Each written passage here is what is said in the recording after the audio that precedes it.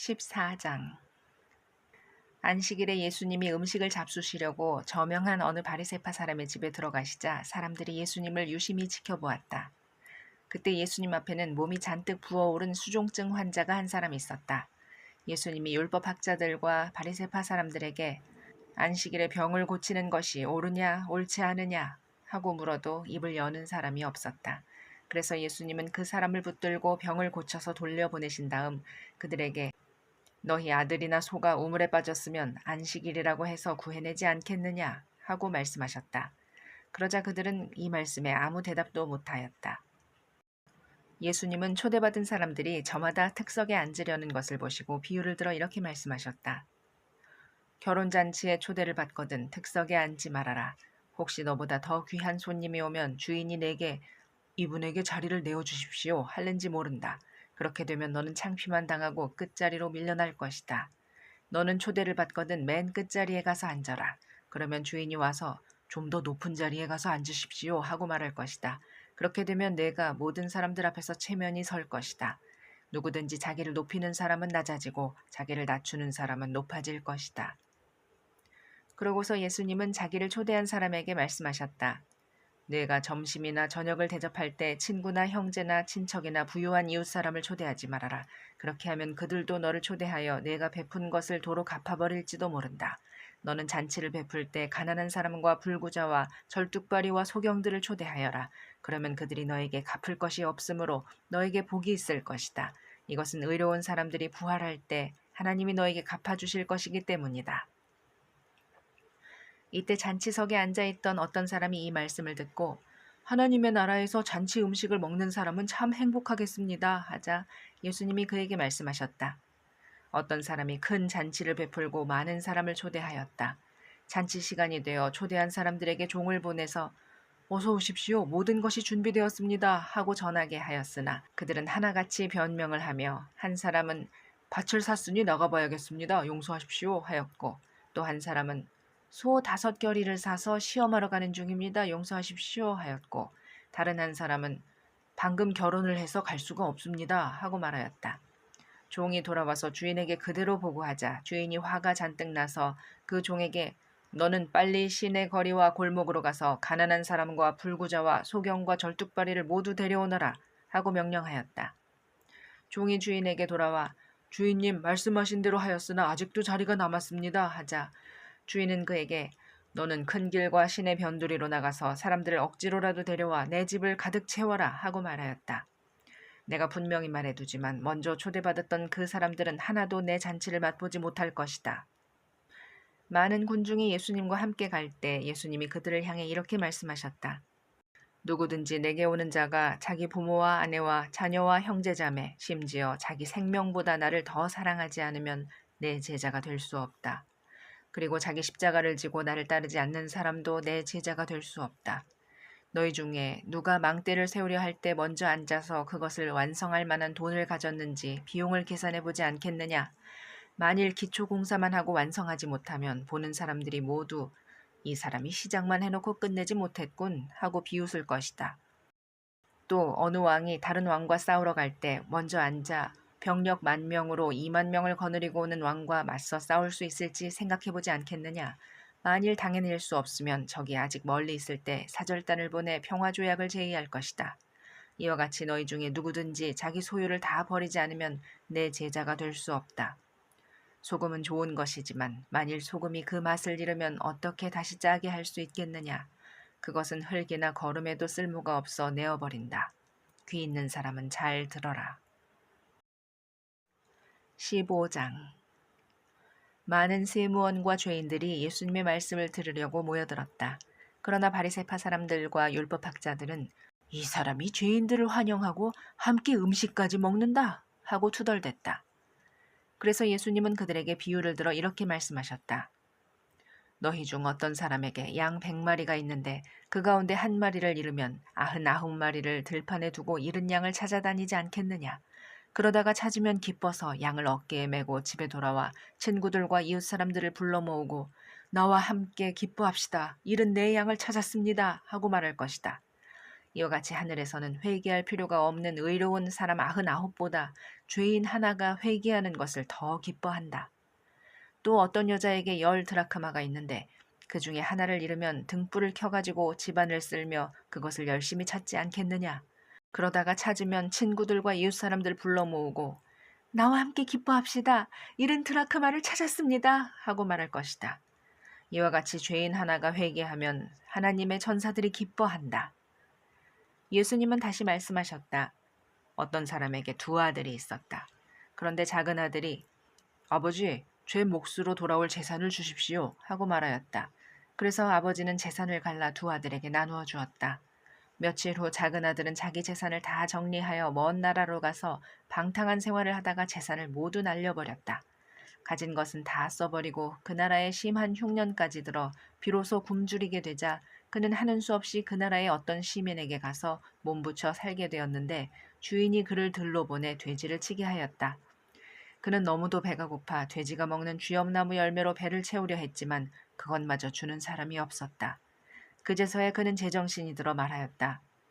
내 아버지의 집에는 양식이 풍부하여 많은 일꾼들이 먹고도 남는데 나는 여기서 굶어 죽는구나. 그렇다. 아버지에게 가서 이렇게 말씀드려야지.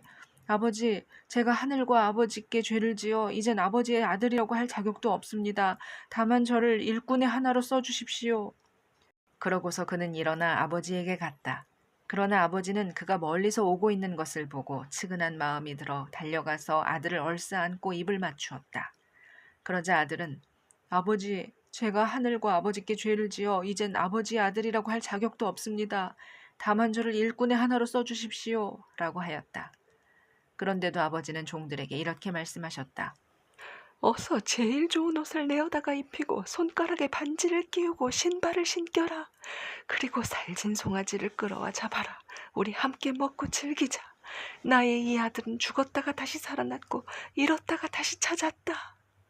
그러자 그들은 즐기기 시작했다. 한편 밭에 나갔던 큰아들은 돌아오다가 집 근처에 왔을 때 풍악 소리와 춤추는 소리를 듣고 종 하나를 불러 무슨 일이냐고 물었다. 이때 그 종은 당신의 동생이 돌아왔습니다. 그래서 주인께서는 건강한 모습으로 돌아온 그를 다시 맞아들이게 되었다고 살찐 송아지를 잡았습니다. 하고 대답하였다. 그러자 그는 화를 내며 집에 들어가려고 하지 않았다. 그의 아버지가 나와서 사정했으나 그는 아버지에게 이렇게 말하였다. 제가 여러 해 동안 아버지를 섬겨왔고 아버지의 명령을 어긴 일이 없는데도 제게는 친구들과 함께 즐기라고 염소 새끼 한 마리도 주신 일이 없습니다. 그런데 창녀들과 놀아나다 아버지의 재산을 다 없애버린 동생이 돌아왔다고 살진 송아지까지 잡으셨습니다. 그래서 아버지가 대답하였다. 얘야, 너는 항상 나와 함께 있으니 내가 가진 모든 것이 다 내 것이 아니냐. 그러나 네 동생은 죽었다가 다시 살아났고 잃었다가 다시 찾았으므로 우리가 즐거워하고 기뻐하는 것이 마땅하다. 16장. 예수님이 제자들에게 이렇게 말씀하셨다. 어떤 부자에게 재산 관리인 하나가 있었다. 주인은 그가 자기 재산을 낭비한다는 소문을 듣고 그를 불러 물었다. 내가 너에 대해서 들은 소문이 도대체 어떻게 된 것이냐? 더 이상 내가 너에게 재산을 맡길 수 없으니 지금까지 내가 맡아 하던 일을 다 정리하라. 그러자 그는 속으로 이렇게 중얼거렸다. 내가 일자리를 빼앗기게 생겼으니 어떻게 하면 좋을까? 땅을 파자니 힘이 없고 빌어먹자니 부끄럽고. 옳지, 알았다. 내가 이렇게 하면 쫓겨나더라도 사람들이 나를 자기들의 집으로 반갑게 맞아주겠지. 그러고서 그는 주인에게 빚진 사람들을 하나하나 불러다 놓고 먼저 온 사람에게 당신은 우리 주인에게 진 빚이 얼마요? 하고 물었다. 그가 감람기름 100마리입니다. 하자 그 재산관리인은 그에게 어서 앉아 이 증서에 50이라고 쓰시오 하였다. 또 다른 사람에게 당신이 진 빚은 얼마요? 하고 묻자 그는 밀 100솜입니다 하였다. 그래서 재산관리인은 그에게 당신의 이 증서에다 80이라고 쓰시오 하였다. 주인은 옳지 못한 이 재산관리인이 일을 지혜롭게 처리한 것을 보고 오히려 그를 칭찬하였다. 이것은 이 세상 사람들이 자기들의 일을 처리하는 데 있어서는 빛의 아들들보다 더 지혜롭기 때문이다. 내가 너희에게 말한다. 너희는 자신을 위해 세상 재물로 친구를 사귀라. 그러면 그것이 없어질 때 그들이 너희를 영원한 집으로 맞아들일 것이다. 작은 일에 성실한 사람은 큰 일에도 성실하고 작은 일에 정직하지 못한 사람은 큰 일에도 정직하지 못하다. 너희가 세상 재물을 취급하는 데 성실하지 못하다면 누가 하늘의 참된 재물을 너희에게 맡기겠느냐? 또 너희가 남의 것에 성실하지 못하다면 누가 너희 것을 너희에게 주겠느냐? 한 종이 두 주인을 섬길 수는 없다. 그렇게 되면 한 편을 미워하고 다른 한 편을 사랑하든가 아니면 한 편에게는 충성을 다하고 다른 편은 무시하게 될 것이다. 너희는 하나님과 재물을 함께 섬길 수 없다. 돈을 좋아하는 바리새파 사람들이 이 모든 말씀을 듣고 비웃자 예수님은 그들에게 이렇게 말씀하셨다. 너희는 사람들 앞에서 곧잘 옳은 채 한다. 그러나 하나님께서는 너희 마음을 아신다. 사람에게 존경을 받는 것은 하나님께 미움을 받는 것이다. 율법과 예언자들의 시대는 요한의 때까지이다. 그 후부터는 하나님 나라의 기쁜 소식이 전파되고 있으며 모든 사람이 그 나라에 들어가려고 힘쓰고 있다. 그러나 율법의 작은 점 하나가 떨어져 나가는 것보다 하늘과 땅이 없어지는 것이 더 쉬울 것이다. 누구든지 자기 아내와 이혼하고 다른 여자와 결혼하는 사람은 간음하는 자이며 이혼한 여자와 결혼하는 사람도 간음하는 자이다. 한 부자가 있었다. 그는 값진 옷을 입고 날마다 즐기며 호화스럽게 살았다. 한편 그 집 대문에는 나사로라는 부스럼투성이의 거지가 누워 있었다. 그가 부자의 식탁에서 떨어지는 부스러기로 줄인 배를 채우려 하자 심지어 개들까지 와서 그의 헌대를 핥았다. 어느 날 거지가 죽어 천사들의 인도로 아브라함의 품에 안겼고 부자도 죽어 땅에 묻혔다. 부자가 지옥에서 고통을 당하는 중에 쳐다보니 멀리 아브라함이 보이고 나사로는 그의 품에 안겨 있었다. 그래서 그는 큰 소리로 아버지 아브라함이여 나를 불쌍히 여겨주십시오. 나사로를 보내 손가락 끝으로 물을 찍어다가 내 혀를 시원하게 해주십시오. 내가 이 불꽃 가운데서 너무 괴로워 죽을 지경입니다. 하고 부르짖었다. 그러나 아브라함은 이렇게 대답하였다. 생각해보아라. 너는 살아있을 때 좋은 것을 마음껏 누렸고 나사로는 온갖 괴로움만 겪었다. 하지만 지금 나사로는 여기서 위로를 받고 너는 거기서 고통을 받고 있다. 이뿐 아니라 우리와 너희 사이에는 큰 구렁이 가로놓여 있어서 여기서 너희에게 건너가고 싶은 사람도 건너갈 수 없고 거기서도 우리에게 건너올 수 없도록 되어 있다. 그러자 부자는 제발 부탁입니다. 그렇다면 나사로를 내 아버지 집에 보내주십시오. 내 형제가 다섯인데 나사로를 보내 그들에게 경고하여 내 형제들만이라도 이 고통받는 곳에 오지 않게 해주십시오. 하고 애원하였다. 그러나 아브라함은 그들에게 모세와 예언자들이 있으니 그들의 말을 들으면 될 것이다 하고 말하였다. 그때 부자가 아버지 아브라함이여 그렇지 않습니다. 죽었다가 살아난 사람이 가면 그들이 회개할 것입니다. 하였으나 아브라함은 그들이 모세와 예언자들의 말을 듣지 않으면 비록 죽은 사람이 다시 살아난다 해도 그들이 믿지 않을 것이다. 하고 말하였다. 17장 예수님이 제자들에게 이렇게 말씀하셨다. 세상에는 죄짓게 하는 일이 언제나 있게 마련이지만 죄짓게 하는 그 사람에게는 불행이 닥칠 것이다. 이런 어린아이 하나라도 죄짓게 하면 차라리 목에 큰 맷돌짝을 달고 깊은 바다에 빠져 죽는 것이 더 낫다. 너희는 스스로 조심하라. 내 형제가 죄를 짓거든 꾸짖고 회개하거든 용서해 주어라. 그가 하루 7번이나 내게 죄를 짓고 그때마다 와서 잘못했다고 빌면 용서해 주어라. 사도들이 주님, 우리에게 더 큰 믿음을 갖게 해주십시오 하자 주님께서 이렇게 말씀하셨다. 너희에게 겨자씨 한 알만한 믿음이라도 있으면 이 뽕나무더러 뿌리채 뽑혀 바다에 심겨져라 해도 그대로 될 것이다. 너희 중 어떤 사람에게 밭갈이나 양치는 일을 맡은 종이 있다고 하자. 그가 밭에서 돌아오면 어서 이리 와서 앉아 먹어라 할 주인이 있겠느냐? 오히려 그에게 너는 내 저녁부터 준비하고 내가 먹고 마시는 동안 시중 들다가 내 식사가 끝난 다음에 내가 먹고 마셔라 하지 않겠느냐? 시키는 대로 했다고 해서 주인이 그 종에게 고맙다고 하겠느냐? 이와 같이 너희도 명령받은 것을 다 수행하고 나서 우리는 아무 쓸모없는 종입니다. 그저 해야 할 일을 했을 뿐입니다. 하고 말하라. 예수님이 예루살렘으로 가시는 길에 사마리아와 갈릴리 사이로 지나가시게 되었다. 예수님이 어떤 마을에 들어가시자 문둥병자 10사람이 예수님을 만나 멀리 서서 큰 소리로 예수 선생님, 우리를 불쌍히 여겨주십시오 하고 외쳤다.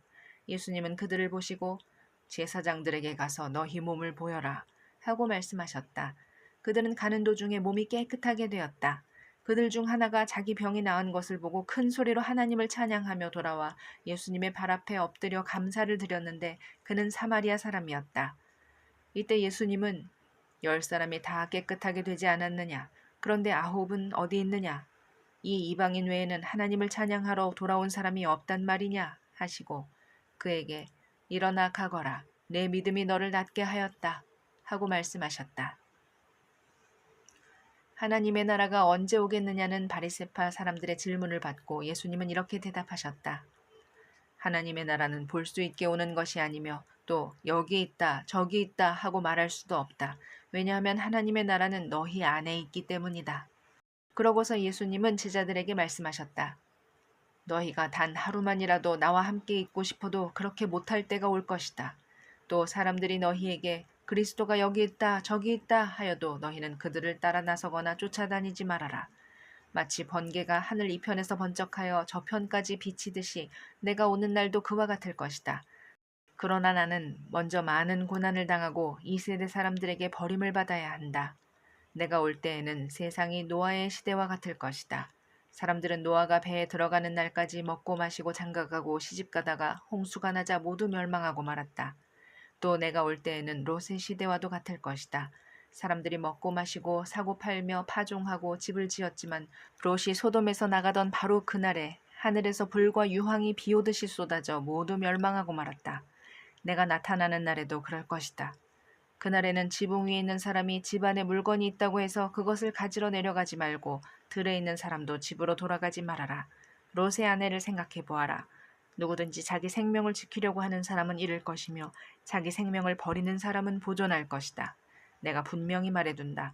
그날 밤에 두 사람이 한 침대에 누워 있어도 하나는 데려가고 하나는 버려둘 것이며 두 여자가 함께 맷돌을 갈고 있어도 하나는 데려가고 하나는 버려둘 것이다. 두 사람이 밭에 있어도 하나는 데려가고 하나는 버려둘 것이다. 그때 제자들이 주님, 어디서 그런 일이 일어나겠습니까? 하고 묻자 시체가 있는 곳에는 독수리가 모여들기 마련이다 하고 예수님이 대답하셨다. 18장. 예수님은 제자들에게 언제나 기도하고 실망하지 말아야 할 것을 가르치시기 위해서 비유를 들어 이렇게 말씀하셨다. 어떤 도시에 하나님을 두려워하지 않고 사람을 무시하는 한 재판관이 있었다. 그리고 그 도시에는 한 과부도 있었는데 그녀는 자주 재판관에게 찾아가서 자기 원수를 갚아달라고 애원하였다. 재판관은 얼마 동안 그녀의 간청을 들어주지 않고 있다가 마침내 이렇게 중얼거렸다. 내가 하나님을 두려워하지 않고 사람을 무시하는데도 이 과부가 계속 나를 성가시게 하니 내가 그녀의 간청을 들어주어야겠다. 그렇지 않으면 이 여자가 계속 와서 나를 괴롭힐 것이다.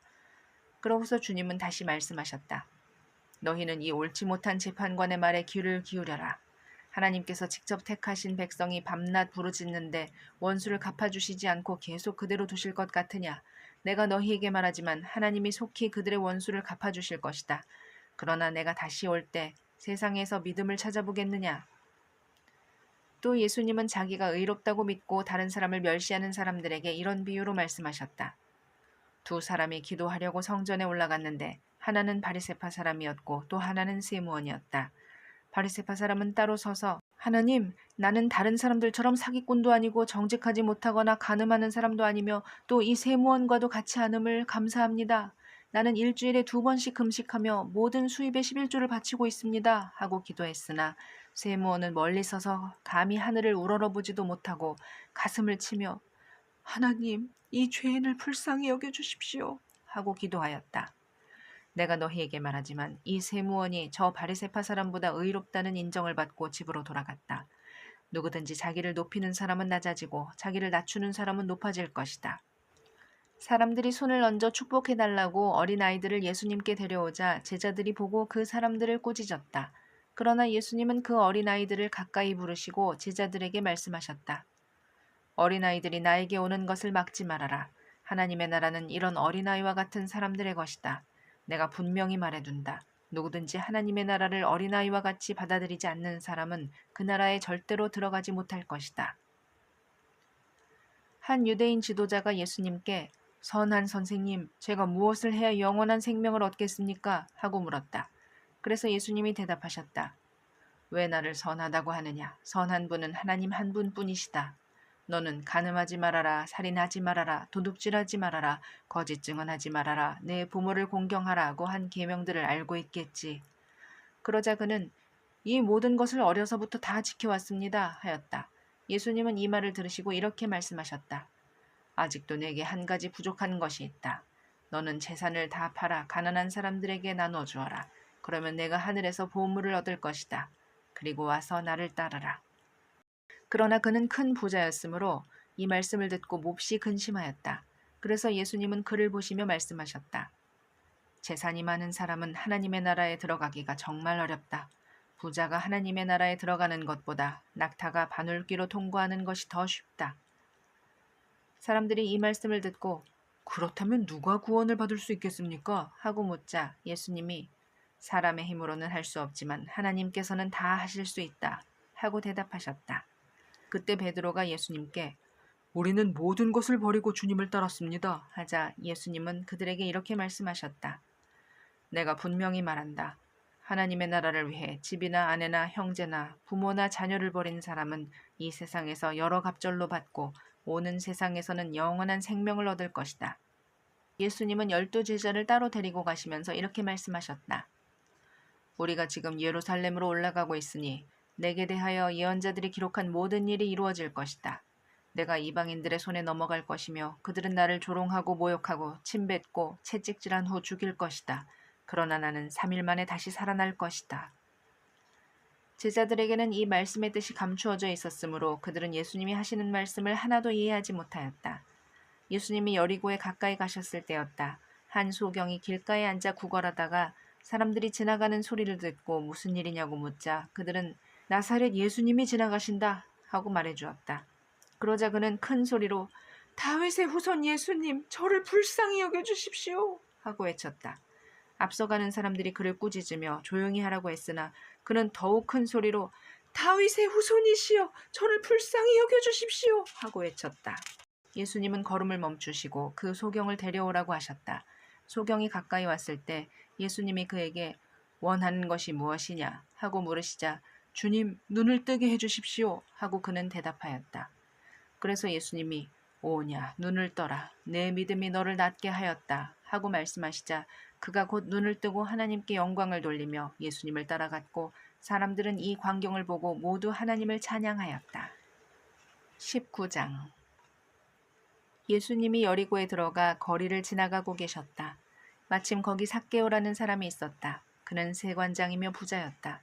그는 예수님이 어떤 분인지 보려고 하였으나 키가 작은 데다 사람들이 너무 많아서 볼 수가 없었다.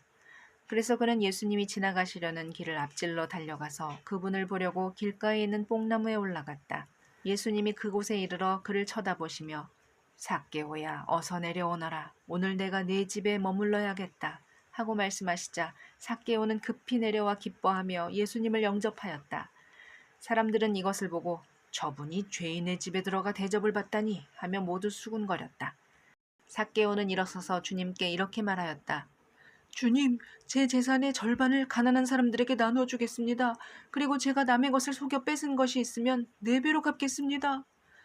그러자 예수님이 삭개오에게 말씀하셨다. 오늘 이 집에 구원이 찾아왔다. 이 사람도 아브라함의 자손이기 때문이다. 나는 잃어버린 사람들을 찾아 구원하러 왔다.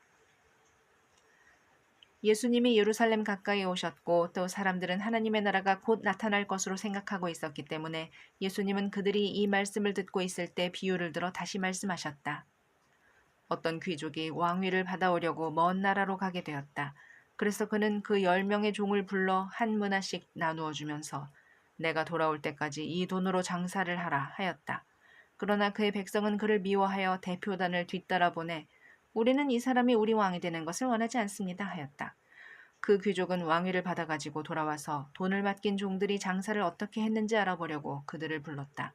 그러자 첫 번째 종이 와서 주인님, 저는 한 문화로 10문화를 벌었습니다 하고 말하였다. 그래서 주인이 그에게 잘하였다 착한 종아, 내가 아주 작은 일에 충실하였으니 내게 10도시를 다스리는 권한을 주겠다 하였다.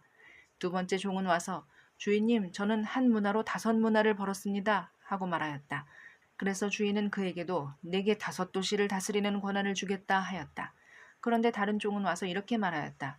주인님, 주인님의 한 문화가 여기 있습니다. 내가 이것을 수건에 싸서 잘 간수하였습니다. 주인님은 지독한 분이시기 때문에 내가 주인님을 두려워하여 그렇게 했습니다. 주인님은 남의 것을 빼앗아가고 심지도 않은 것을 거둬들이십니다. 그러자 주인이 그에게 말하였다. 이 악한 종아, 내가 네 말로 너를 판단한다. 너는 내가 남의 것이나 빼앗고 심지도 않은 것을 거둬들이는 지독한 사람인 줄로 알았느냐? 그렇다면 왜 내 돈을 은행에 맡기지 않았느냐? 그랬더라면 내가 돌아왔을 때 이자와 원금을 함께 받을 수 있지 않았겠느냐? 그러고서 주인은 곁에 선 사람들에게 그에게서 한 문화를 빼앗아 10문화 가진 사람에게 주어라 하고 말하였다. 그러자 사람들이 주인님, 그에게는 이미 10문화가 있습니다 하였다. 그래서 주인이 대답하였다. 내가 너희에게 말하지만 누구든지 있는 사람은 더 받을 것이고 없는 사람은 있는 것마저 빼앗길 것이다. 그리고 너희는 내가 왕 되는 것을 원치 않던 저 원수들을 이리 끌어다가 내 앞에서 죽여라. 예수님은 이 말씀을 하시고 앞장서서 예루살렘을 향해 가셨다. 감람산 기슭 벳바게와 베다니에 이르렀을 때 예수님은 두 제자를 보내시며 이렇게 말씀하셨다. 너희는 맞은편 마을로 가거라. 거기에 가면 아무도 타보지 않은 나귀 새끼 한 마리가 매어 있을 것이다. 풀어서 이리 끌고 오너라. 만일 누가 왜 나귀를 푸시오 하고 묻거든 주님이 쓰십니다 하여라. 그들이 가보니 예수님이 말씀하신 대로 나귀 새끼가 매어 있었다. 그래서 그들이 나귀 새끼를 풀자 주인이 왜 나귀 새끼를 푸시오 하고 물었다. 제자들은 주님이 쓰십니다 하고 그 나귀를 끌고 와 자기들의 겉옷을 나귀 등에 펴고 예수님을 태웠다. 예수님이 나귀를 타고 가시자 사람들은 겉옷을 벗어 길에 폈다. 예수님이 감람산 비탈길 가까이 오셨을 때 수많은 제자들이 자기들이 본 모든 기적에 대하여 기뻐하며 큰 소리로 하나님을 찬양하여 주의 이름으로 오시는 왕이 복이 있다. 하늘에는 평화, 가장 높은 곳에는 영광 하고 외쳤다. 그러자 군중 가운데 끼어있던 몇몇 바리새파 사람들이 예수님께 선생님, 당신의 제자들을 책망하십시오 하였다. 그래서 예수님이 내가 너희에게 말하지만 이 사람들이 잠잠하면 돌들이 소리 지를 것이다 하고 말씀하셨다. 예수님은 예루살렘 가까이 오셔서 그 도시를 바라보고 우시면서 이렇게 말씀하셨다. 너도 오늘날 너에게 평화를 가져다 주는 것이 무엇인지 알았더라면 좋았을 텐데 그러나 지금 그것이 너에게 숨겨져 있구나. 내 원수들이 너를 향해 둑을 쌓고 사방으로 너를 포위하여 너와 네 자녀들을 완전히 멸망시키고 돌 하나도 그대로 남겨두지 않을 때가 올 것이다. 이것은 하나님이 너에게 찾아온 때를 내가 알지 못했기 때문이다. 예수님은 성전에 들어가 장사하는 사람들을 쫓아내시며 내 성전은 기도하는 집이다라고 성경에 쓰여 있는데 너희는 이 집을 강도의 소굴로 만들었다 하고 말씀하셨다. 예수님이 날마다 성전에서 가르치시자 대제사장들과 율법학자들과 백성의 지도자들이 예수님을 죽이려고 하였다. 그러나 모든 백성이 예수님의 말씀을 열심히 듣고 있었기 때문에 그들은 어떻게 할 수가 없었다. 20장. 어느 날 예수님이 성전에서 사람들을 가르치시며 기쁜 소식을 전하고 계셨다. 그때 대제사장들과 율법학자들이 장로들과 함께 예수님께 와서 당신이 무슨 권한으로 이런 일을 하는지 또 누가 당신에게 이런 권한을 주었는지 우리에게 말하시오 하였다. 그래서 예수님은 이렇게 말씀하셨다. 나도 한 가지 물어보겠다. 요한의 세례가 하나님에게서 왔느냐 아니면 사람에게서 왔느냐. 그러자 그들은 만일 하나님에게서 왔다고 하면 왜 그를 믿지 않았느냐 할 것이고 그렇다고 사람에게서 왔다고 하자니 백성들이 요한을 예언자로 인정하고 있으므로 그들이 우리를 돌로 칠 것이다 하고 서로 의논하다가 우리는 그것이 어디서 왔는지 모르겠소 하고 대답하였다. 그래서 예수님은 그들에게 나도 무슨 권한으로 이런 일을 하는지 말하지 않겠다 하고 말씀하셨다. 그러고서 예수님은 군중들에게 이런 비유를 말씀하셨다. 어떤 사람이 포도원을 만들어 농부들에게 세주고 오랫동안 먼 나라에 가 있었다. 포도철이 되어 주인은 자기 몫의 포도를 받아오라고 한 종을 소작인들에게 보냈다. 그러나 소작인들은 그를 때려서 그냥 돌려보냈다. 주인은 다시 다른 종을 보냈으나 소작인들은 그 종도 때리고 온갖 모욕을 하고서 그냥 돌려보냈다. 주인은 세 번째 종을 보냈으나 소작인들은 그 종도 상처를 입혀 쫓아내버렸다. 그러자 포도원 주인은 어떻게 할까? 내 사랑하는 아들을 보내야지. 아마 그들이 내 아들은 존경하겠지 하였으나 소작인들은 그를 보자 이 사람은 상속자다. 자, 죽여버리자. 그러면 그의 유산이 우리의 것이 될 것이다 하고 서로 의논한 후 그를 포도원 밖으로 끌어내 죽였다. 그러니 포도원 주인이 소작인들을 어떻게 하겠느냐? 그가 돌아와 소작인들을 죽이고 포도원은 다른 사람에게 맡길 것이다. 사람들이 이 말씀을 듣고 그렇게 되지 말았으면 합니다 하자 예수님이 그들을 바라보시며 말씀하셨다. 그러면 건축자들이 버린 돌이 집 모퉁이의 머릿돌이 되었다라고 기록된 성경 말씀이 무슨 뜻이냐? 누구든지 그 돌 위에 떨어지는 사람은 깨어질 것이며 이 돌이 사람 위에 떨어지면 그를 가루로 만들어 버릴 것이다. 율법학자들과 대제사장들은 이 비유가 자기들을 가리켜 한 말인 줄 알고 즉시 예수님을 잡으려고 했으나 사람들이 두려워 잡지 못하였다. 그래서 그들은 예수님을 세심하게 지켜보다가 첩자들을 보내 의로운 채 하며 어떻게 해서든지 예수님이 하는 말에서 구실을 찾아 그를 총독의 권한에 넘기려고 하였다. 첩자들이 예수님께 선생님, 우리는 선생님이 옳은 것을 말하고 가르치며 사람의 겉모양을 보지 않으시고 진리대로 하나님의 교훈을 가르치는 것으로 알고 있습니다. 우리가 로마 황제에게 세금을 바치는 것이 옳습니까? 옳지 않습니까? 하고 묻자 예수님은 그들의 간교함을 아시고 데나리온 하나를 가져오너라. 이 돈에 누구의 조상과 이름이 새겨져 있느냐 하고 되물으셨다. 그들이 황제의 것입니다 하고 대답하자 예수님이 황제의 것은 황제에게, 하나님의 것은 하나님께 바쳐라 하고 말씀하셨다. 그들은 사람들 앞에서 예수님의 말씀을 책잡기는커녕 예수님의 대답에 놀라 말문이 막히고 말았다. 부활이 없다고 주장하는 몇몇 사두개파 사람들이 예수님께 와서 물었다. 선생님, 모세의 법에는 형이 자식 없이 아내를 두고 죽으면 그의 동생이 형수와 결혼하여 형의 대를 이어야 한다고 했습니다. 그런데 7 형제가 있었습니다. 맞이 결혼하여 살다가 자식 없이 죽고 둘째와 셋째도 형수와 살았으며 7이 다 그렇게 하여 자식 없이 죽었고 마침내 그 여자도 죽었습니다. 이렇게 7 형제가 모두 한 여자와 살았으니 부활 때 그 여자는 누구의 아내가 되겠습니까? 그래서 예수님은 그들에게 이렇게 대답하셨다. 이 세상 사람들은 장가도 가고 시집도 간다. 그러나 죽었다가 다시 부활하여 하늘나라에서 살 자격이 인정된 사람은 장가도 시집도 가지 않는다. 그들은 천사들과 같아서 다시 죽을 수도 없다. 그들은 부활한 자들이므로 하나님의 자녀들이다. 죽은 사람들의 부활에 대해서는 모세도 떨기나무 기사에서 주를 아브라함의 하나님, 이삭의 하나님, 야곱의 하나님이라고 하였다. 하나님은 죽은 사람들의 하나님이 아니라 살아있는 사람들의 하나님이시다. 하나님이 보시기에는 모든 사람이 살아있는 것이다. 그때 율법학자 몇 사람이 선생님, 옳은 말씀입니다 하고 말하자 그 사두개파 사람들은 예수님께 감히 더 이상 묻지 못하였다. 예수님은 그들에게 다시 말씀하셨다. 사람들이 왜 그리스도를 다윗의 자손이라고 하느냐? 다윗이 시편에서 직접 하나님이 나의 주님에게 말씀하셨다. 내가 네 원수들을 내 발 앞에 굴복시킬 때까지 너는 내 오른편에 앉아 있거라 하였다. 다윗이 이렇게 그리스도를 주라고 불렀는데 어떻게 그리스도가 다윗의 후손이 되겠느냐? 모든 사람들이 말씀을 듣고 있을 때 예수님은 제자들에게 이렇게 말씀하셨다. 너희는 율법학자들을 주의하여라. 그들은 긴 옷을 입고 다니기를 좋아하고 시장에서 인사받는 것과 회당의 높은 자리와 잔치 자리의 특석을 좋아한다. 그들은 과부의 재산을 가로채고 사람들 앞에서 거룩하게 보이려고 길게 기도한다. 이런 사람들은 더욱 무서운 심판을 받게 될 것이다. 21장. 예수님은 부자들이 헌금하는 것과 가난한 과부가 렙돈 2푼을 넣는 것을 보시고 이렇게 말씀하셨다. 내가 분명히 말하지만 이 가난한 과부가 다른 모든 사람보다 더 많이 헌금하였다. 그들은 모두 넉넉한 데서 헌금하였으나 이 과부는 가난한 중에서도 자기 생활비 전부를 바쳤다.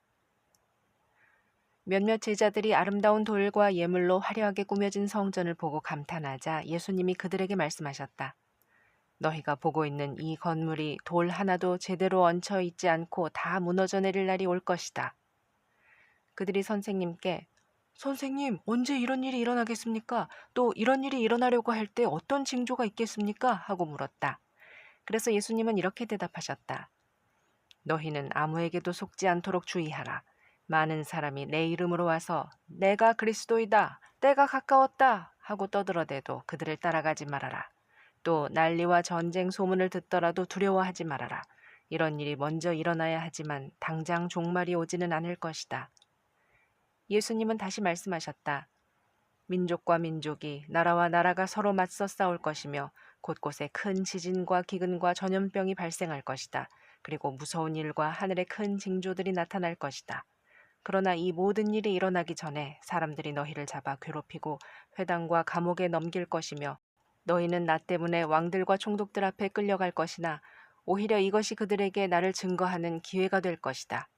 그러므로 너희는 미리부터 변명할 말을 생각하지 않기로 결심하라. 내가 너희 대적들이 대항하거나 반박할 수 없는 말과 지혜를 너희에게 주겠다. 너희 부모와 형제와 친척과 친구들까지 너희를 고발하여 너희 가운데 몇 사람을 죽게 할 것이며 또 너희가 나 때문에 모든 사람에게 미움을 받을 것이나 너희 머리카락 하나도 상하지 않을 것이다. 너희가 인내하면 너희 자신을 구할 것이다. 너희가 예루살렘이 군대에게 포위당하는 것을 보거든 예루살렘의 멸망이 가까운 줄 알아라. 그때 유대에 있는 사람들은 산으로 도망하여라. 성 안에 있는 사람들은 그곳을 떠나고 시골에 있는 사람들은 성 안으로 들어가지 말아라. 이때는 성경에 기록된 모든 것이 이루어지는 형벌의 날이다. 그때 아이벤 여자들과 젖먹이가 딸린 여자들은 불행할 것이다. 이것은 이 땅에 큰 고난이 있을 것이며 이 백성에게 하나님의 형벌이 내릴 것이기 때문이다. 그들은 칼날의 죽음을 당하고 포로가 되어 여러 나라로 잡혀갈 것이며 예루살렘은 이방인의 시대가 끝날 때까지 이방인들에게 짓밟힐 것이다. 그리고 해와 달과 별에 이상한 일이 일어날 것이며 땅에서는 성난 바다와 파도 소리에 놀라 민족들이 불안에 떨 것이다. 사람들이 세상에 닥쳐올 일을 생각하고 무서워서 기절할 것이니 이것은 천체가 뒤흔들릴 것이기 때문이다. 그때 사람들이 내가 구름을 타고 능력과 큰 영광으로 오는 것을 볼 것이다. 이런 일이 일어나기 시작하거든 너희는 일어나 머리를 들어라. 너희 구원이 가까웠다. 예수님은 그들에게 이런 비유를 들어 말씀하셨다. 무화과 나무와 그 밖의 모든 나무를 보아라. 새순이 돋으면 여름이 가까운 줄 알지 않느냐. 이와 같이 너희도 이런 일들이 일어나는 것을 보거든 하나님의 나라가 가까웠다는 것을 알아라. 내가 분명히 말해둔다. 이 세대가 지나가기 전에 이 모든 일이 반드시 일어날 것이다. 하늘과 땅은 없어질지라도 내 말은 결코 없어지지 않을 것이다. 너희는 조심하라. 그렇지 않으면 방탕하고 술 취하고 인생살이 걱정하다가 마음이 둔해져서 뜻밖의 그날이 너희에게 덫과 같이 덮칠 것이다. 그날은 지구상에 있는 모든 사람에게 이를 것이다. 그러므로 너희는 앞으로 일어날 이 모든 일들을 겪지 않고 내 앞에 설 수 있도록 언제나 정신 차리고 기도하여라. 예수님은 매일 낮에는 성전에서 가르치시고 밤에는 감람원이라는 산에 가서 지내곤 하셨다. 그리고 사람들은 모두 이른 아침부터 예수님의 말씀을 들으려고 성전에 모여들었다. 22장 누룩 넣지 않은 빵을 먹는 명절인 유월절이 다가왔다. 대제사장들과 율법학자들은 백성들을 두려워하여 어떻게 하면 예수님을 아무 탈 없이 죽일 수 있을까 하고 의논하고 있었다. 그때 12 제자 중 하나인 가룟 유다에게 사탄이 들어갔다. 유다가 대제사장들과 성전 경비병들에게 가서 예수님을 팔아넘길 방법을 의논하자 그들이 기뻐하며 돈을 주기로 약속하였다. 그래서 유다는 그들의 뜻에 따르기로 하고 사람들이 없을 때 예수님을 넘겨줄 기회를 찾기 시작했다. 누룩 넣지 않은 빵을 먹는 명절인 무교절이 되었는데 이날은 유월절에 쓸 어린 양을 잡는 날이었다. 예수님은 베드로와 요한을 보내시며 가서 우리가 먹을 유월절 음식을 준비하여라 하셨다. 그들이 어디다 마련할까요? 하고 묻자 예수님은 이렇게 말씀하셨다. 성 안에 들어가면 물통을 가지고 가는 사람을 만날 것이다. 그가 들어가는 집으로 따라 들어가거라. 그리고 그 집 주인에게 우리 선생님이 제자들과 함께 유월절 음식을 먹을 방을 알아보라고 하셨습니다 하여라. 그러면 잘 준비된 2층 넓은 방으로 안내할 것이다. 거기서 준비하도록 하라. 제자들이 가보니 예수님이 말씀하신 그대로였다. 그래서 그들은 거기서 유월절 음식을 준비하였다. 시간이 되자 예수님은 사도들과 함께 식탁에 앉으시고 그들에게 이렇게 말씀하셨다. 내가 고난을 당하기 전에 너희와 함께 이 유월절 음식 먹기를 무척 원하였다. 내가 너희에게 말하지만 유월절의 의미가 하나님의 나라에서 성취될 때까지 내가 다시는 이 음식을 먹지 않을 것이다. 그러고서 예수님은 잔을 들어 감사 기도를 드리신 후 말씀하셨다. 너희는 이것을 가져다가 너희끼리 나누어 마셔라. 나는 이제부터 하나님의 나라가 올 때까지 포도나무에서 난 것을 다시 마시지 않을 것이다. 예수님은 또 빵을 들어 감사 기도를 드리고 떼어서 제자들에게 주시며 이것은 너희를 위해 주는 내 몸이다. 너희는 이것을 행하여 나를 기념하라 하고 말씀하셨다. 그리고 예수님은 저녁을 잡수신 후에 마찬가지로 잔을 들고 이렇게 말씀하셨다. 이 잔은 너희를 위해 흘릴 내 피로 세우는 새 계약이다. 그러나 나를 파는 사람의 손이 내 손과 함께 식탁 위에 있다. 나는 하나님이 정하신 대로 죽지만 나를 파는 사람에게는 불행이 닥칠 것이다. 그러자 제자들은 그들 가운데 이런 짓을 할 사람이 누구겠느냐고 서로 물었다. 제자들 사이에 누가 가장 위대하냐고 하는 문제로 말다툼이 생겼다. 그래서 예수님이 그들에게 말씀하셨다. 세상의 왕들은 권력으로 자기 백성을 다스리고 직권을 행사하는 사람들은 자기들을 은인이라고 부른다. 그러나 너희는 그렇게 해서는 안 된다. 너희 가운데 가장 나은 사람은 제일 나이 어린 사람과 같아야 하고 지도자는 종과 같아야 한다. 식탁에 앉아서 먹는 사람과 심부름하는 사람 중에 누가 더 지위가 높으냐? 식탁에 앉아 먹는 사람이 아니냐? 그러나 나는 섬기는 자로 너희 가운데 있다. 너희가 항상 나와 같이 있으면서 내가 당한 시험을 함께 받음으로 내 아버지께서 내게 나라를 주신 것처럼 나도 너희에게 나라를 주어 너희가 내 나라에서 내 식탁에 앉아 먹고 마시며 보좌에 앉아 이스라엘의 12지파를 다스리게 하겠다. 시몬아, 시몬아, 사탄이 너희를 밀가 부르듯 하겠다고 요구하였다. 그러나 내 믿음이 완전히 사라지지 않도록 내가 너를 위해 기도하였다. 너는 뉘우치고 돌아온 후에 내 형제들을 굳세게 하여라. 그때 베드로가 주님, 나는 주님과 함께 감옥에도 사형장에도 갈 준비가 되어 있습니다. 하자 예수님은 베드로야, 내가 분명히 너에게 말하지만 오늘 밤 닭 울기 전에 내가 3번이나 나를 모른다고 할 것이다. 하고 말씀하셨다. 그러고 나서 예수님이 제자들에게 내가 너희를 지갑이나 가방이나 신도 없이 보냈을 때 부족한 것이 있었느냐? 하고 물으시자 제자들은 없었습니다. 하고 대답하였다. 그래서 예수님은 다시 말씀하셨다. 그러나 이제는 지갑이나 가방이 있는 사람은 가지고 다니고 칼이 없는 사람은 겉옷을 팔아서 칼을 사라. 내가 너희에게 말하지만 그가 범죄자처럼 되었다라고 기록된 말이 내게 이루어져야 한다. 사실 내게 관한 일은 이루어져 가고 있다. 그때 제자들이 주님, 여기 칼 2자루가 있습니다. 하자 예수님은 그것이면 충분하다 하고 말씀하셨다. 예수님이 습관대로 감람산에 가시자 제자들도 따라갔다. 예수님은 그곳에 도착하셔서 제자들에게 시험에 들지 않게 기도하라 하시고 그들을 떠나 돌을 던지면 닿을 정도 떨어진 곳으로 가셔서 무릎을 꿇고 이렇게 기도하셨다. 아버지, 아버지께서 원하신다면 이 고난의 잔을 내게서 거두어 주십시오. 그러나 내 뜻대로 마시고 아버지의 뜻대로 하십시오. 그러자 한 천사가 하늘에서 나타나 예수님께 힘을 북돋아 주었다.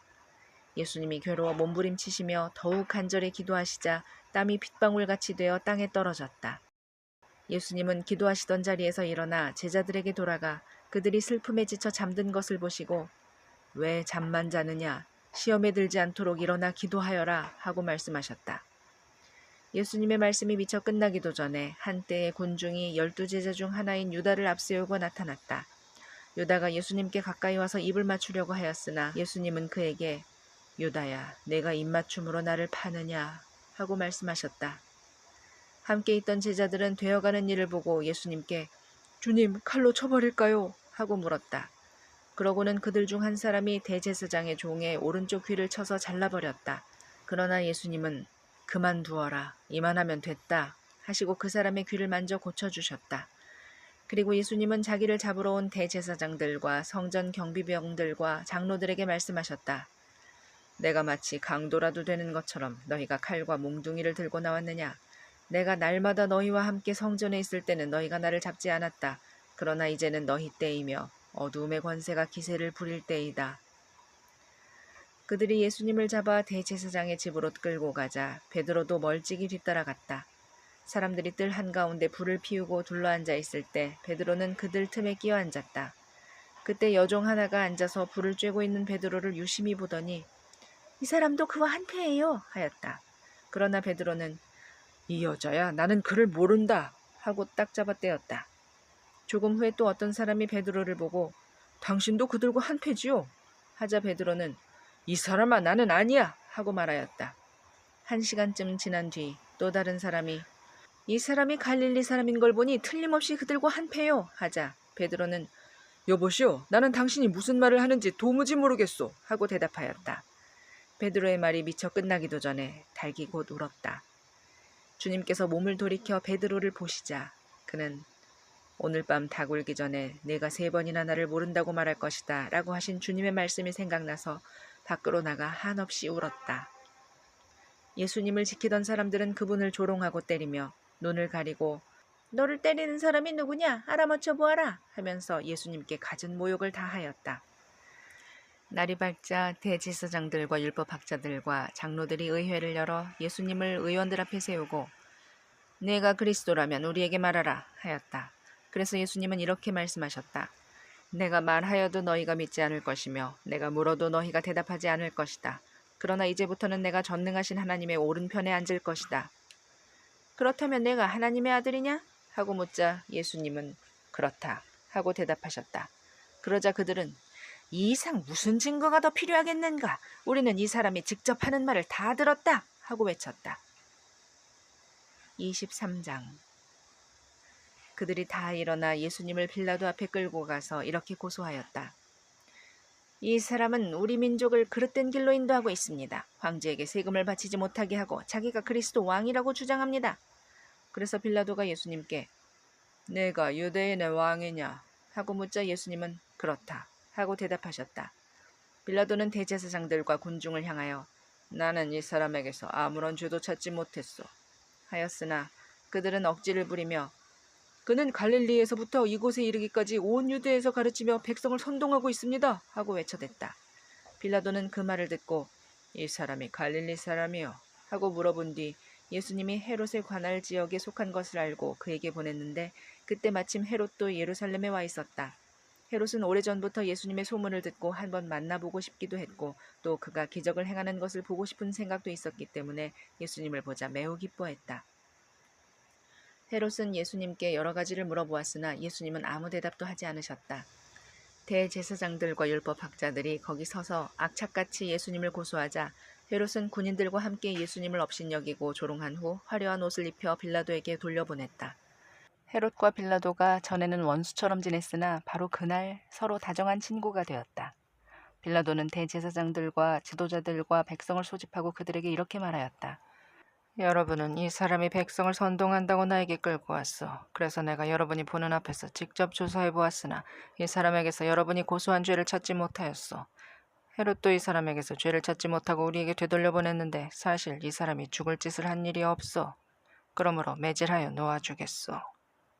그러자 군중들은 일제히 큰 소리로 그 사람은 죽이고 우리에게 바라바를 석방해 주시오 하고 외쳤다. 바라바는 성 안에서 폭동을 일으키고 살인한 죄로 갇혀있는 죄수였다. 빌라도는 예수님을 놓아주고 싶어서 군중들에게 다시 말했으나 그들은 계속 소리를 지르며 십자가에 못 박으시오! 십자가에 못 박으시오! 하고 외쳤다. 그러자 빌라도가 그들에게 세 번째 말하였다. 이유가 무엇이오? 이 사람이 무슨 죄를 지었소?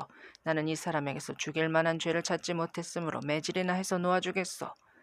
그러나 그들이 큰 소리로 외쳐대며 예수님을 십자가에 못 박아야 한다고 끈질기게 요구하자 마침내 그들의 소리가 이기고 말았다. 그래서 빌라도는 그들의 요구대로 할 것을 선언하였다.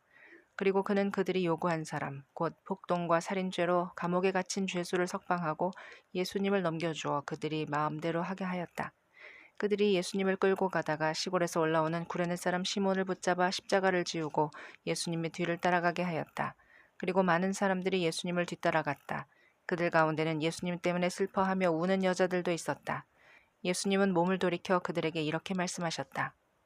예루살렘의 딸들아, 나를 위해 울지 말고 너희와 너희 자녀들을 위해 울어라. 앞으로 사람들이 임신하지 못하고 아기를 낳아보지 못하고 젖을 먹여보지 못한 여자들이 행복하다 하고 말할 때가 올 것이다. 그때 사람들이 높은 산을 향해 우리 위에 무너져라 할 것이며 낮은 산을 향해 우리를 덮어라 할 것이다. 푸른 나무와 같은 나도 이런 일을 당하는데 마른 나무와 같은 너희 유대인들이야 무슨 일인들 당하지 않겠느냐. 다른 두 죄수도 사형을 받기 위해 예수님과 함께 끌려갔다. 그들이 해골이라는 곳에 이르렀을 때 군인들이 예수님을 십자가에 못 박고 두 죄수도 못 박았는데 하나는 예수님의 오른편에 하나는 왼편에 매달았다. 그때 예수님은 아버지, 저 사람들을 용서해 주십시오. 저들은 자기들이 하는 일을 모르고 있습니다. 하고 말씀하셨다. 그들이 예수님의 옷을 제비 뽑자 백성들은 서서 구경하고 유대인 지도자들도 예수님을 비웃으며 그가 남을 구원하였으니 만일 하나님이 택하신 그리스도라면 자기도 구원하게 하라 하였다. 그리고 군인들도 다가와서 예수님을 조롱하고 신 포도주를 주면서 내가 유대인의 왕이라면 내 자신이나 구원하여라 하였다. 예수님의 머리 위에는 이 사람은 유대인의 왕이다 라고 쓴 죄패가 붙어 있었다. 함께 십자가에 달린 죄수 중 한 사람은 당신이 그리스도가 아니요 당신 자신과 우리를 구원하시오 하며 예수님을 모욕하였으나 다른 죄수는 그를 꾸짖으며 너는 똑같이 사형 선고를 받고도 하나님을 두려워하지 않느냐? 우리는 죄를 지었기 때문에 이런 벌을 받아도 싸지만 이분은 잘못한 것이 아무것도 없다 하였다. 그러고서 그가 예수님 당신의 나라에 들어가실 때 저를 기억해 주십시오 하자 예수님은 그에게 내가 분명히 말하지만 오늘 내가 나와 함께 낙원에 있게 될 것이다 하고 말씀하셨다. 낮 12시쯤 되어 온 땅에 어두움이 뒤덮이더니 오후 3시까지 계속되었다. 해가 빛을 잃었고 성전 휘장이 두 쪽으로 찢어졌다. 그리고 예수님은 큰 소리로 아버지, 내 영혼을 아버지 손에 맡깁니다 하시고 숨을 거두셨다.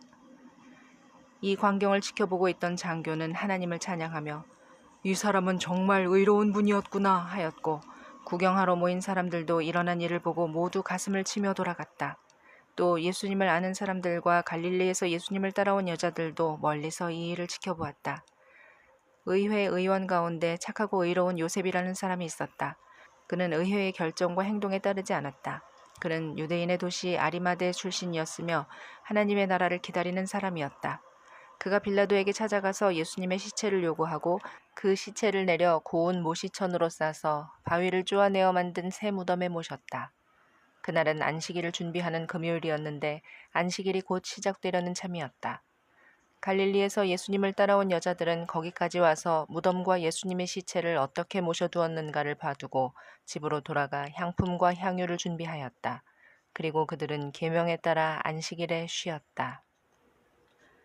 24장 안식일 다음날 이른 새벽에 여자들이 준비해두었던 향유를 가지고 무덤에 가보니 무덤을 막았던 돌은 이미 굴려져 있었다. 그들이 무덤 안에 들어가 보았으나 주 예수님의 시체는 보이지 않았다. 어떻게 된 일인지 몰라 당황하고 있는데 갑자기 빛나는 옷을 입은 두 사람이 나타나 그들 곁에 섰다. 여자들이 무서워서 얼굴을 땅에 대자 그 사람들이 이렇게 말하였다. 왜 살아계시는 분을 죽은 사람 가운데서 찾느냐? 그분은 여기 계시지 않고 살아나셨다. 전에 갈릴리에 계실 때 너희에게 하신 말씀을 기억해 보아라. 나는 죄인들의 손에 넘어가 십자가에 못 박히고 3일 만에 다시 살아나야 한다고 하시지 않았느냐? 그제서야 그들은 예수님의 말씀이 생각나서 무덤에서 돌아가 이 모든 일을 11제자와 그 밖에 여러 사람들에게 알렸는데 그 여자들은 막달라 마리아와 요한나와 야고보의 어머니 마리아였다. 그리고 함께 있던 다른 여자들도 이 일을 사도들에게 알렸으나 그들은 이 말이 허튼 소리 같아서 믿지 않았다. 그러나 베드로는 일어나 무덤으로 달려갔다. 허리를 굽혀 안을 들여다보니 모시천만 놓여 있어서 그는 이상하게 생각하며 집으로 돌아갔다. 바로 그날 두 제자가 예루살렘에서 11km쯤 떨어진 엠마오라는 마을로 내려가면서 최근에 일어난 모든 일에 대하여 서로 이야기하고 있었다. 그들이 서로 이야기하며 토론하고 있을 때 예수님이 가까이 가셔서 그들과 동행하셨다. 그러나 그들은 예수님을 보고도 알아보지 못했다. 예수님이 그들에게 너희가 길을 가면서 무슨 이야기를 하고 있느냐 하고 물으시자 그들은 슬픈 표정을 지으며 멈춰섰다. 그때 글로바라는 사람이 예수님께 당신은 예루살렘에 있으면서 최근에 일어난 일을 혼자만 모르고 계십니까? 하였다. 그래서 예수님이 무슨 일이냐 하고 다시 물으시자 그들은 이렇게 대답하였다. 나사렛 예수님에 대한 일입니다. 그분은 하나님과 모든 백성들 앞에서 행동이나 말씀에 능력 있는 예언자였습니다. 그런데 대제사장들과 우리 지도자들이 그분을 넘겨주어 사형 선고를 받게 하고 십자가에 못 박았습니다. 우리는 그분이 이스라엘을 구해주실 분이라고 잔뜩 기대했었는데 말입니다. 어디 이뿐이겠습니까? 이런 일이 일어난 지 사흘이나 되었는데 우리 가운데 어떤 여자들이 우리를 깜짝 놀라게 했습니다. 그들은 새벽에 무덤에 갔다가 예수님의 시체는 보지 못하고 돌아와서 천사가 나타나 그분이 살아나셨다고 말하더라는 이야기를 해주었습니다. 그리고 우리와 함께 있던 몇 사람도 무덤에 가보고 여자들이 말한 것이 사실임을 확인했으나 예수님은 보지 못했습니다. 그래서 예수님은 그들에게 너희는 정말 미련하고 예언자들이 말한 모든 것을 더디 믿는구나. 그리스도가 이런 고난을 받고 자기 영광에 들어가야 하지 않느냐 하시고 모세와 모든 예언자들로부터 시작하여 자기에 관해서 모든 성경에 기록된 것을 그들에게 자세히 설명해 주셨다. 그들이 가려고 하는 마을에 가까이 갔을 때 예수님이 더 가시려고 하시자 그들이 강력하게 권하며 저녁 때가 되어 날이 이미 저물었습니다. 우리와 함께 묵었다가 가십시오 하였다. 그래서 예수님은 그들과 함께 묵으려고 따라 들어갔다. 예수님이 그들과 함께 식탁에 앉아 빵을 들고 감사 기도를 드리신 후에 떼어서 그들에게 주시자 그들의 눈이 열려 예수님을 알아보았다. 그러자 예수님은 순식간에 사라져 보이지 않으셨다. 그들은 길에서 그분이 우리에게 말씀하시고 성경 말씀을 설명해 주실 때 우리 마음이 속에서 뜨겁지 않더냐 하고 서로 말하였다. 그러고서 그들이 즉시 일어나 예루살렘으로 돌아가 보니 11제자가 다른 사람들과 함께 모여서 주님이 정말 살아서 시몬에게 나타나셨다는 이야기를 하고 있었다. 그래서 두 제자도 길에서 있었던 일과 예수님이 빵을 떼어 주실 때 그분을 알아보게 되었던 일을 이야기해 주었다. 그들이 이야기를 하고 있을 때 예수님이 직접 그들 가운데 나타나셔서 다들 잘 있었느냐 하고 말씀하시자 그들은 깜짝 놀라며 유령을 보는 것으로 생각하였다. 그때 예수님이 그들에게 이렇게 말씀하셨다. 왜 그렇게 놀라며 의심하느냐? 내 손과 발을 보아라. 나다. 자, 만져보아라. 유령은 살과 뼈가 없으나 보다시피 나는 살과 뼈가 있다. 예수님이 이 말씀을 하시고 손과 발을 보이셨으나 그들은 너무 기뻐서 오히려 믿지 못하고 이상하게 생각하였다. 그래서 예수님이 여기 먹을 것이 좀 있느냐 하고 물으시자 그들이 구운 생선 한 토막을 갖다 드렸다. 예수님은 그 생선을 받아 그들이 보는 앞에서 잡수셨다. 그러고서 예수님은 그들에게 내가 너희와 함께 있을 때 모세의 율법책과 예언서와 시편에 나에 대하여 기록된 모든 것이 이루어져야 한다고 너희에게 말한 것이 바로 이것이다 하시고 그들의 마음을 열어 성경을 깨닫게 하시고 이렇게 말씀하셨다.